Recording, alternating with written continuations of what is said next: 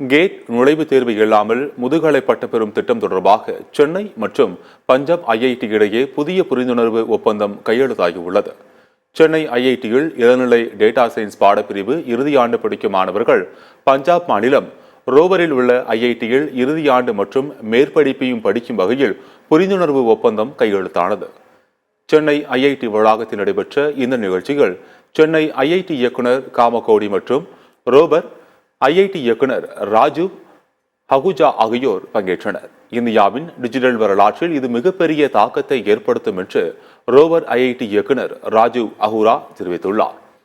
இது தொடர்பாக செய்தியாளர்களை சந்தித்த காமகோடி, இந்த புரிந்துணர்வு ஒப்பந்தத்தின்படி சென்னை ஐஐடி இளநிலை டேட்டா சயின்ஸ் மாணவர்கள் தங்களது இறுதி ஆண்டு ஐஐடி ரோவரில் செயல்முறை கல்வி மற்றும் ஆராய்ச்சியை மேற்கொள்வார்கள் என்று குறிப்பிட்டார்.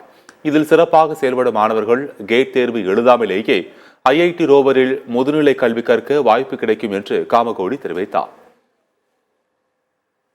சென்ட்ரலி ஃபண்டட் டெக்னிக்கல் இன்ஸ்டிடியூஷன் குள்ள ஒரு எம்ஓயு இருக்கு. இப்போ அது என்னன்னா, இப்போ என்ஐடிஸ் சென்ட்ரலி ஃபண்டட் டெக்னிக்கல் இன்ஸ்டிடியூஷன்லாம் ஐஐடிஸ், என்ஐடிஸ், அப்புறம் சில IIITs.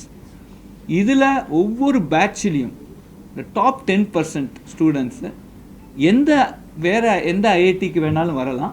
ஐஐடிஸோ வேறு சென்ட்ரலி ஃபண்டட் டெக்னிக்கல் இன்ஸ்டிடியூஷன் போகலாம். அந்த final year they can spend. இப்போ என்ஐடி திருச்சியில் படிக்கிற பையன் அவங்களுக்கு அந்த டாப் 10% இருந்தாங்கன்னா ஐஐடி மெட்ராஸில் இந்த ஃபைனல் இயர் பண்ணலாம்.